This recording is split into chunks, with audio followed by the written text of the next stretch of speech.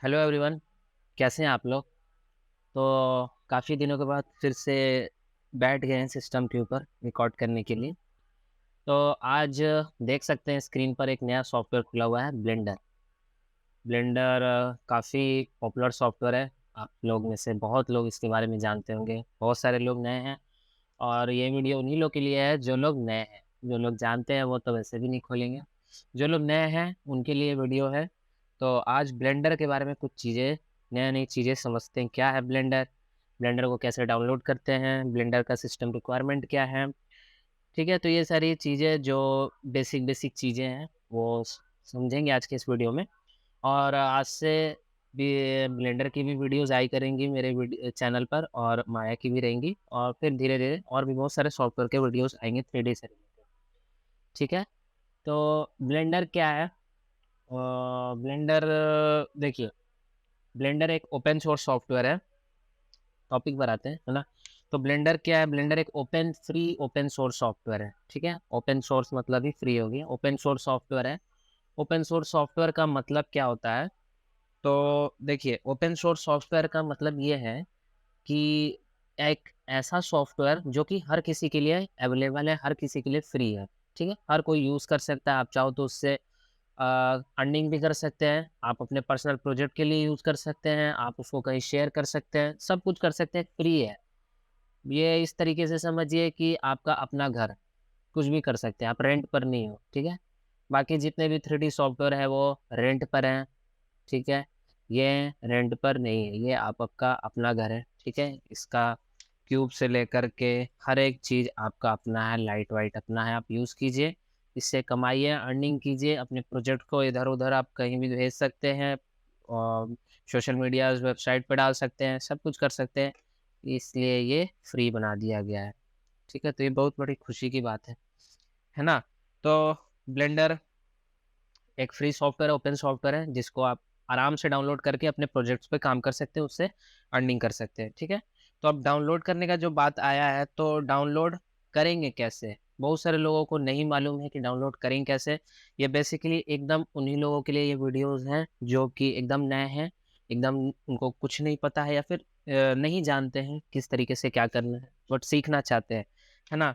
तो blender download कैसे करते हैं? ब्लेंडर आपको पता चल गया ब्लेंडर क्या है? ये एक फ्री 3D सॉफ्टवेयर है, इसमें हम लोग लगभग हर कुछ कर सकते हैं। ये समझिए ऑल इन वन है, ऑल इन वन धमाका पैक है।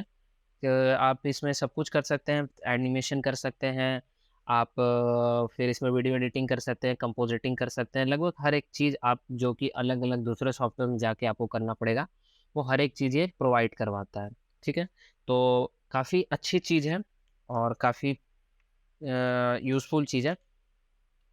इसको इसको सीखना, जो लोग 3D में हैं, तो मेरी रिकमेंडेशन यही है कि अगर आप पहले से कोई माया, मैक्स, सिनेमा 4D कोई भी एक सॉफ्टवेयर 3D में जानते हैं, तो आप ब्लेंडर भी ज़रूर सीखें, ठीक है? ब्लेंडर आपको फ्यूचर में बिल्कुल काम आएगा, और आने वाले फ्यूचर में ब्लेंडर की धीरे-धीरे डिमांड बढ़ रही है। कंपनी में जो कंपनीज़ होती हैं, वो भी अब ब्लेंडर के ऊपर जा रही हैं, ब्लेंडर को प्रेफ़र कर रही हैं, और इस पे काम करने में भी काफ़ी मज़ा आता है।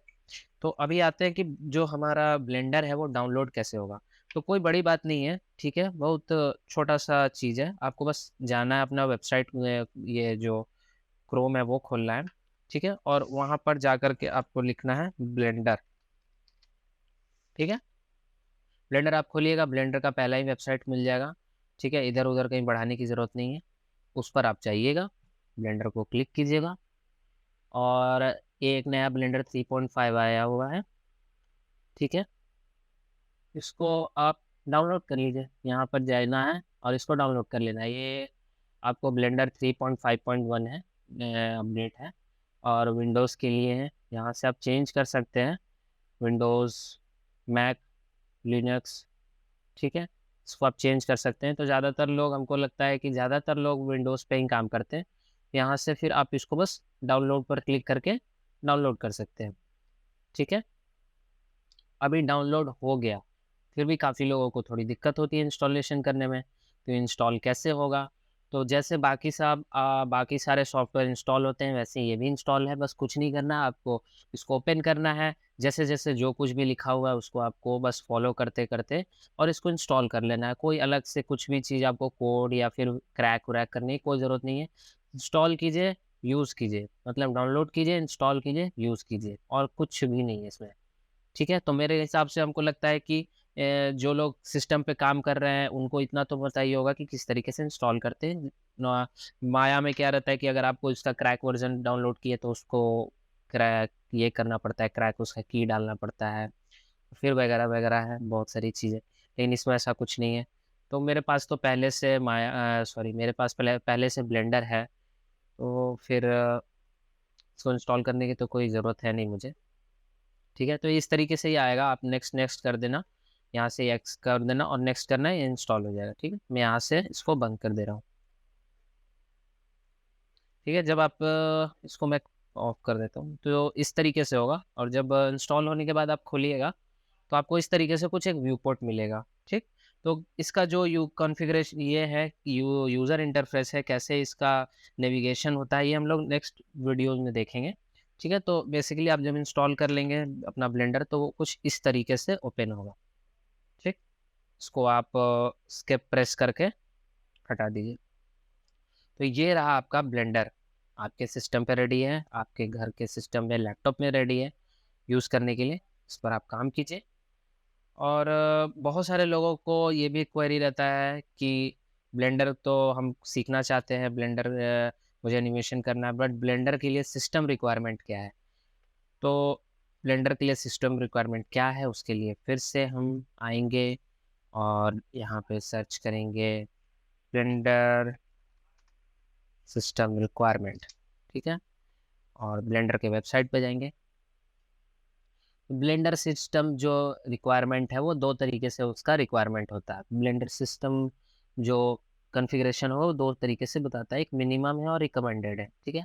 तो मिनिमम क्या है, आप मिनिमम जो लेंगे उसमें आपका ब्लेंडर चलेगा, ठीक है? और जो रिकमेंडेड है उस पे आपका ब्लेंडर दौड़ेगा। तो दोनों में अंतर है, मिनिमम में चलेगा, रिकमेंडेड पे दौड़ेगा, ठीक है? दौड़ेगा, भागेगा, जीतेगा, सारी चीज़ें होंगी। ठीक, तो मिनिमम रिक्वायरमेंट क्या है कि आपको एक 64 बिट का क्वाड कोर प्रोसेसर लेना है, ठीक है? तो क्वाड कोर प्रोसेसर जिसको नहीं पता है, उसको जान बहुत सारे लोगों को नहीं पता है कि क्या है ये 64 बिट क्वाड कोर प्रोसेसर, ठीक है? तो देखिए क्वाड कोर प्रोसेसर का मतलब क्या होता है, जिसमें 4 कोर होंगे, ठीक है? क्वाड मतलब होता है 4 कोर होंगे, डुअल मतलब होता है डुअल कोड होता है जिसमें 2 कोर होते हैं, क्वाड मतलब होता है 4 कोर होते हैं, ठीक है? तो कोर क्या होता है ना, बेसिकली कोर मल्टीपर्पज़ काम के लिए यूज़ होता है। कोई ऐसा सॉफ्टवेयर है जो या फिर आप कुछ ऐसा सिस्टम पे काम कर रहे हैं जो कि मल्टी प्रोसेसिंग काम करता हो, एक से ज़्यादा आप काम कर रहे हैं। तो जब एक से ज़्यादा आप काम कर रहे हैं या कोई ऐसा सॉफ्टवेयर है जो कि एक से ज़्यादा उसमें बहुत सारी चीज़ें हो रही हैं, तो हम लोग उसमें कोर मल्टी कोर प्रोसेसर लेते हैं, ठीक है? अब मल्टी कोर प्रोसेसर मतलब डुअल कोर होता है, ठीक है? क्वाड कोर होता है और भी बहुत सारे कोर आते हैं, ठीक है? तो हमें मिनिमम जो है, यहाँ पे देखिए रिकमेंडेड में 8 कोर है। तो जो मिनिमम है वो कम से कम आपको 2 क्वाड कोर प्रोसेसर लेना होगा।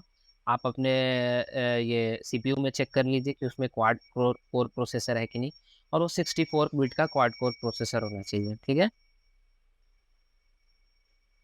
64 बिट का क्वाड कोर प्रोसेसर होना चाहिए। क्वाड कोर प्रोसेसर मतलब बहुत ज़्यादा आपको डिटेलिंग में नहीं जाने की ज़रूरत है। क्वाड कोर प्रोसेसर मतलब आपके प्रोसेसर में 4 कोर होने चाहिए। आप उसका फीचर देख लीजिएगा, ठीक है? उसके बाद आता है मिनिमम 8 जीबी का रैम। कम से कम आप 8 जीबी रैम रखिए ही रखिए। फुल एचडी डिस्प्ले आपका होना चाहिए। आपको आपका जो लैपटॉप है या डेस्कटॉप है उसका डिस्प्ले फुल एचडी होना चाहिए, ठीक है? माउस ट्रैक पैड या पेन टैबलेट, ट्रैक पैड की कोई ज़रूरत नहीं है हमें, माउस या फिर पेन टैबलेट यूज़ कर सकते हैं। माउस तो आपको पता ही है, पेन टैबलेट जिनको नहीं पता है उनको मैं आपको दिखा देता हूँ पेन टैबलेट क्या होता है। ये एक तरह का ड्राइंग टैबलेट है, ठीक है? ये होता है पेन टैबलेट, ठीक है? बहुत सारी कंपनी एक वैकॉम है, एक्सपी है, ये सारी कंपनी एक ड्राइंग टैबलेट बनाती है जिससे कि आप कुछ ड्राइंग कर सकते हैं। ये इस तरीके से होता है कि ये जैसे स्लेट होता है ना, बचपन में हम लोग स्लेट पे कैसे लिखते थे चॉक और स्लेट पे, तो ये समझ लीजिए मॉडर्न स्लेट है जो कि आपके लैपटॉप से कनेक्ट होगा। एक उसमें कुछ नहीं रहता है, आपके लैपटॉप से कनेक्ट हो जाता है, फिर आप जो भी यहाँ पर आप ड्रॉ करेंगे वो आपको सिस्टम पर ड्रॉ होने लगेगा। तो ड्राइंग के लिए बेसिकली यूज़ होता है, पढ़ाने के पर्पज़ पे भी होता है, टीचिंग भी आप इससे करवा सकते हैं। आपको लिखना हो, ड्राइंग करना हो तो वो आप उसको यूज़ करते हैं। तो ब्लेंडर में एक्चुअली 3D में इसका काम है। जब आप स्कल्पटिंग करेंगे, कैरेक्टर्स बनाएँगे तो वहाँ पर ये काम आता है, बिना इसके नहीं हो पाता है। ठीक है, अभी आया मेन चीज़, graphics card with 2 GB RAM OpenGL 4.3। ठीक है, तो ग्राफिक्स कार्ड आपको मिनिमम 2 जीबी ग्राफिक्स कार्ड लेना है फॉर रेंडरिंग पर्पस। अगर आपका रेंडरिंग ग्राफिक्स कार्ड अच्छा रहेगा, मिनिमम 2 जीबी का ग्राफिक्स कार्ड रहेगा तो आप उसको रेंडर कर पाएंगे। ठीक है, ये हो गया मिनिमम हार्डवेयर रिक्वायरमेंट। मैक्सिमम जो है रिकमेंडेड जो कि बताया जाता है ब्लेंडर के द्वारा, या फिर ये जो रिकमेंडेड है वो आप दूसरे 3D सॉफ्टवेयर पे भी यूज़ कर सकते हैं। तो 64 बिट का 8 कोर प्रोसेसर चाहिए मिनिमम, क्वाड से 8, यहाँ डबल हो रहा है सब कुछ, ठीक है ना।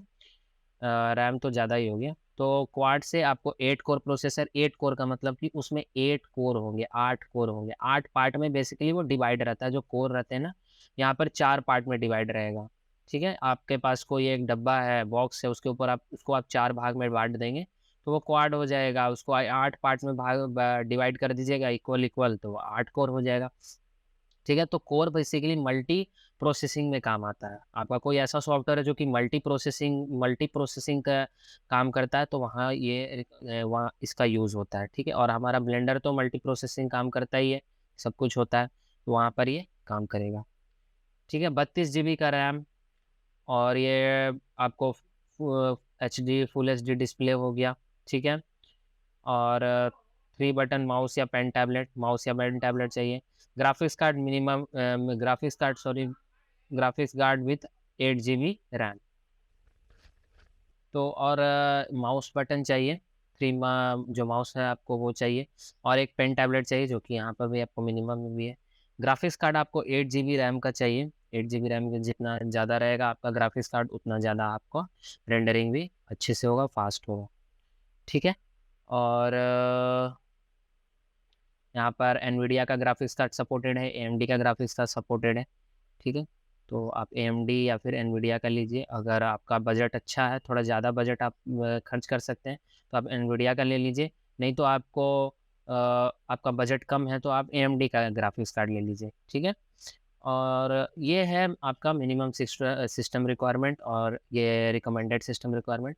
तो आप इसमें भी, अगर मैंने जो आपको बताया इसमें भी अगर आपको कुछ नहीं समझ में आया हो तो आप कुछ मत करो। आपको जो सिस्टम आप दुकान में जा रहे हो, वहाँ जाकर के आप बता दीजिए कि मुझे ये कॉन्फ़िगरेशन का सिस्टम चाहिए। आपका जैसा बजट है, अगर आपका मिनिमम बजट है, मतलब आपका जो मिनिमम जो सिस्टम रिक्वायरमेंट का बजट है, तो आप ये दिखा दीजिए, नहीं तो रिकमेंडेड वाला दिखा दीजिए। ठीक है, तो मिनिमम सिस्टम आप जाकर के उनको बता सकते हैं कि हमें ये सारी चीज़ें चाहिए। 64 बिट क्वाड कोर प्रोसेसर हो गया, 8 जीबी रैम हो गया, फुल HD डिस्प्ले हो गया जो कि 1920 1080 होता है। माउस आपको चाहिए। पेन टैब का आपको स्टार्टिंग में कोई ज़रूरत नहीं है, आप इसको बाद में भी ले सकते हैं। ठीक है, अगर आप एकदम बिगिनर हैं तो आपको अभी फ़िलहाल पेन टैब की कोई ज़रूरत नहीं है, आप माउस से भी काम कर सकते हैं। एक ग्राफिक्स कार्ड आप ले लीजिए, आप AMD का ले लीजिए या एनवीडिया का ले लीजिए, दोनों में से किसी एक का ले लीजिए। ये सारी चीज़ें आपके पॉकेट के ऊपर है कि आपका बजट कितना है। अगर आपका बजट अच्छा खासा है तो आप रिकमेंडेड ले लीजिए जो कि 1 लाख 1.5 लाख तक का भी जा सकता है, और मिनिमम आपको करीब-करीब, अगर आप AMD में लेते हैं तो आपको 40,000 50,000 के रेंज में हो जाएगा। ठीक है, इंटेल में मैं एक्चुअली सही रेट नहीं बता सकता हूँ, बट इसी के आसपास लगेगा। इंटेल में थोड़ा और ज़्यादा लगता है। ठीक है, अब इसमें बहुत सारे लोग हैं जो कि ये सोचेंगे या कन्फ्यूज़न में रहते हैं कि मैं कौन-सा प्रोसेसर लूँ, मैं कौन-सा CPU लूँ, AMD का लूँ या फिर इंटेल का लूँ। तो देखिए, दोनों ही बेस्ट है, AMD भी अपनी जगह पे बेस्ट है, इंटेल भी अपनी जगह पे बेस्ट है। बट क्या है कि एक है कि इंटेल पर थोड़ा लोगों का ज़्यादा भरोसा रहता है। ठीक, और इंटेल एक ब्रांड भी है, कुछ भी हो तो इंटेल एक अपने आप में एक ब्रांड है। बट नो डाउट AMD भी कोई पीछे नहीं है। तो आपका अगर बजट कम है तो आप बिल्कुल AMD पे जा सकते हैं, कोई दिक्कत नहीं है, कोई इशू नहीं है। कुछ लोग बोलते हैं AMD नहीं लेना चाहिए, कुछ लोग बोलते हैं लेना चाहिए। देखिए बिल्कुल ले सकते हैं आप, यूज़ कर सकते हैं, लेकिन बस इतना बात समझिए कि एएमडी अगर आप जितने पैसे खर्च करेंगे, आपको उसी के हिसाब से आपको सर्विस मिलेगी। आप ज़्यादा खर्च करेंगे, आपको ज़्यादा अच्छी सर्विस मिलेगी। ठीक है? तो इंटेल नो डाउट इंटेल एक अच्छी कंपनी है जो कि सही अच्छे प्रोसेसर बनाती है और एएमडी भी बनाती है। बट बात बस वही है कि आप बजट में अगर जाना चाहते हैं तो आप एएमडी ले लीजिए। आपका बजट अच्छा है, अच्छा खासा है, तो फिर आप इंटेल ले लीजिए। बट अगर आप किसी के मुँह से किसी के द्वारा सुन रहे हैं कि एएमडी नहीं लो, इंटेल लो, एएमडी नहीं लो, इंटेल लो, ऐसा कुछ नहीं है, आप दोनों ही यूज़ कर सकते हैं। मैंने एएमडी पर काफ़ी साल काम किया हुआ है, कोई प्रॉब्लम नहीं होती है, कोई दिक्कत नहीं होती है। बट हाँ, जैसे-जैसे आपका काम बढ़ेगा, तो हो सकता है कि थोड़ा बहुत कहीं-कहीं बीच में इश्यू आए, प्रॉब्लम आए, बट आप स्टार्टिंग में आप एएमडी भी ले सकते हैं, इंटेल भी ले सकते हैं। कोई दिक्कत नहीं है, आप बिल्कुल ले करके और उस पर सीख सकते हैं। ठीक है? तो ये रहा मिनिमम सिस्टम रिक्वायरमेंट और रिकमेंडेड सिस्टम रिक्वायरमेंट। अभी भी अगर आपको कुछ नहीं समझ में आया हो, तो आप बिल्कुल टेंशन मत लीजिए। आप कमेंट बॉक्स में पूछ बताइए, मैं आपको बताऊँगा। आपको क्या नहीं समझ में आया, आप बताइए, मैं उसका जवाब दूँगा। ठीक है? इसमें कोई बहुत बड़ी बात नहीं है, आपको बस इन सारी चीज़ों को जाकर के अपने दुकानदार जहाँ से आप लीजिएगा, उनको बताना है कि हमें ये सारी चीज़ें चाहिए और वो आपको लगा कर के दे देंगे। आपका बस इतना याद रखिए, बजट अच्छा है तो आप इंटेल में ले लीजिए, थोड़ा कम है तो एएमडी में ले लीजिए और अपना बिंदास होकर के काम कीजिए। ठीक है? और कुछ लोग ये पूछते हैं कि लैपटॉप लें या डेस्कटॉप लें? नया जो लोग खरीद रहे हैं, उनको पता नहीं होता है क्या लें, कन्फ्यूज़न में रहते हैं, डेस्कटॉप लें कि लैपटॉप लें? देखिए, इसका भी जवाब मैं आपको दे देता हूँ। देखिए, जो डेस्कटॉप है, वो एक एवरग्रीन चीज़ है। उसका उसका कंपेयर आप लैपटॉप से नहीं कर सकते हैं। डेस्कटॉप का जो कंपेयर है, आप लैपटॉप से बिल्कुल भी नहीं कर सकते हैं। आपको डेस्कटॉप आप हैवी काम करने के लिए है। आपको हैवी काम करना है, तो आप बिल्कुल डेस्कटॉप लें और मैं आपको रिकमेंड करूँगा कि आप स्टार्टिंग में ही अगर ले ले रहे हैं, तो आप एक डेस्कटॉप ले लें, जो कि उसमें काफ़ी ज़्यादा बेनिफिट हैं। आप उसको अपग्रेड कर सकते हैं, उसमें कूलिंग कैपेसिटी भी होती है, उसमें वेंटिलेशन अच्छा होता है, आप उसको कूल कर सकते हैं। और लैपटॉप में क्या है कि अगर आपके पास आप इधर-उधर वर्क करते हैं, कहीं इधर-उधर जाना हुआ रहता है या फिर आप स्टूडेंट हैं, बजट कम है, तो लैपटॉप क्या है कि कम बजट में आ जाता है, सिस्टम थोड़ा ज़्यादा महँगा पड़ता है। तो आप लैपटॉप ले सकते हैं, लेकिन मेरे हिसाब से लैपटॉप उतना अच्छा नहीं है। मेरे हिसाब से या फिर और भी जितने भी 3D के इंडस्ट्री में जो लोग हैं, उनके भी हिसाब से लैपटॉप उतना बेस्ट नहीं है या कह सकते हैं बेस्ट बिल्कुल भी नहीं है, जितना अच्छा डेस्कटॉप है। आप डेस्कटॉप ले लीजिए, एक बार आराम से निश्चिंत हो जाइए। मेन क्या होता है ना कि जब हम लोग काम करते हैं एनिमेशन में, तो काफ़ी घंटों हम लोग को काम करना रहता है। तो उसमें काम करते हुए हमारा जो लैपटॉप है वो ज़ाहिर-सी बात है हीट होगा ही होगा। तो लैपटॉप में क्या है वेंटिलेशन का सिस्टम उतना अच्छा नहीं रहता है। तो उसमें अगर हीट होगा तो ज़ाहिर-सी बात है कि सिस्टम ख़राब हो सकती है, अंदर के पार्ट्स ख़राब हो सकते हैं, जल सकते हैं। बट ये जो डेस्कटॉप होते हैं उनको आप कई दिनों तक ऑन रखिएगा फिर भी कोई दिक्कत नहीं है क्योंकि उनका में जो वेंटिलेशन होता है एयर आसानी से बाहर आ सकता है, जा सकता है। उसमें एक्स्ट्रा फ़ैन हम लोग लगा सकते हैं। आप अच्छे सीपीयू कैबिनेट एक खरीद लीजिए, उसमें आप अच्छा एक्स्ट्रा 2-3 फ़ैन आप लगा सकते हैं, जिसमें आप काफ़ी घंटों-घंटों कई दिनों तक आप उस पर काम कर सकते हैं कंटिन्यूअसली ऑन करके। जब आप न रेंडरिंग करेंगे तो रेंडर होने में काफ़ी समय लगता है, 2-2 3-3 दिन, कई-कई तो 1-1 महीना तक रेंडर होते रहता है। तो उस केस में लैपटॉप तो बिल्कुल नहीं सही है। आप रेंडरिंग पर्पज़ के लिए लैपटॉप बिल्कुल नहीं यूज़ कर सकते क्योंकि वो हीट जनरेट करेगा और उससे आपका सिस्टम खराब होगा ही होगा, पार्ट्स खराब होगा। तो मेरी रिकमेंडेड है कि आप कुछ भी करो लेकिन एक डेस्कटॉप ले लो। बट अगर नहीं होता है तो आप लैपटॉप लो। इन फ्यूचर आप कर सकते हैं तो आप बिल्कुल डेस्कटॉप लीजिए, ठीक है? और डेस्कटॉप पे काम कीजिए, डेस्कटॉप में क्या है हम लोग डेस्कटॉप को अपग्रेड भी कर सकते हैं। उसमें रैम बढ़ा सकते हैं, ग्राफिक्स कार्ड बढ़ा सकते हैं, ठीक है? मेन तो ग्राफिक्स कार्ड बढ़ा सकते हैं, रैम बढ़ा सकते हैं। और अपग्रेड कर सकते हैं हर तरीके से। लैपटॉप में ज़्यादा अपग्रेड तो कर नहीं सकते हैं, है ना? जो ग्राफ़िक्स तो अपग्रेड नहीं कर सकते हैं, रैम हम लोग कर सकते हैं और हार्ड डिस्क कर सकते हैं। यही 2 चीज़ कर सकते हैं। उसमें अपग्रेड नहीं कर सकते हैं, इसमें डिस्प्ले नहीं चेंज कर सकते हैं, मॉनिटर में डेस्कटॉप में तो हम लोग अपना डिस्प्ले को भी बड़ा कर सकते हैं, ठीक। तो किसी भी हाल में डेस्कटॉप बेस्ट है, आप अगर डेस्कटॉप ले सको तो आप डेस्कटॉप लो, बिल्कुल लो, उस पर काम कीजिए। और नहीं तो फिर अगर आपका बजट कम है तो आप एक लैपटॉप ले लीजिए, ठीक है। स्टार्टिंग के लिए आप लैपटॉप भी ले रहे हैं तो कोई दिक्कत नहीं है, बिगनर्स लोग के लिए, ठीक है। तो ये सारी चीज़ें हैं जो कि A to Z मैंने बता दिया है। ब्लेंडर क्या है, डाउनलोड कैसे करते हैं, सिस्टम रिक्वायरमेंट क्या है, डेस्कटॉप लें कि लैपटॉप लें, सारी चीज़ें मैंने स्टार्टिंग में बता दी हैं सभी चीज़ें। अब आप जाइए, जाकर के दुकान में खरीदिए और दुकान वालों को बताइए कि हमारी ये रिक्वायरमेंट है और हमें ये इस तरीके का एक सिस्टम चाहिए और आपका जो बजट हो उसके हिसाब से आप ले लीजिए, ठीक है? और उस पे आकर के अपना काम कीजिए। तो हर एक चीज़ मैंने बता दिया है। अभी भी अगर कोई चीज़ नहीं समझ में आया हो आपको, तो आप कमेंट बॉक्स में बताइएगा। मैं उस पर एक वीडियो बना दूँगा या फिर आपको बता दूँगा, ठीक है? और आप लोग भी मुझे थोड़ा टॉपिक दिया कीजिए कि मैं किस टॉपिक पर वीडियो रिकॉर्ड करूँ, ठीक है? तो आज के इस वीडियो में इतना ही, ठीक है? मिलते हैं नेक्स्ट वीडियो में। अगर आपको मेरी वीडियो अच्छी लगती हो तो आप मेरे चैनल को सब्सक्राइब कर लीजिए, शेयर भी कीजिए, लाइक कीजिए और जितनी भी फ़ॉर्मेलिटी जो यूट्यूब बोला है सारी चीज़ फ़ॉर्मेलिटी पूरी कीजिए। मैं भी आपके लिए अच्छी-अच्छी कंटेंट लाता रहूँगा और आप बिल्कुल मुझे टॉपिक बताइए, मुझे कभी पता नहीं चल पाता है कभी-कभी कि मैं किस टॉपिक पर बनाऊँ, तो आप बिल्कुल मुझे बताइए। और हाँ, मैं अभी जस्ट नया हूँ इसमें यूट्यूब चैनल पर, तो अगर आपको लगता हो कि मैं कुछ गलत बोल रहा हूँ या फिर मुझे और इम्प्रूवमेंट की ज़रूरत है, तो आप बिल्कुल मुझे फ़ीडबैक दो।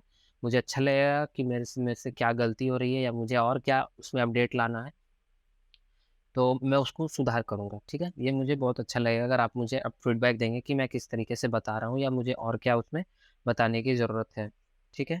तो मिलते हैं नेक्स्ट वीडियो में, तब तक के लिए खुश रहिए, मस्त रहिए, प्रसन्न रहिए और एनिमेशन सीखते रहिए।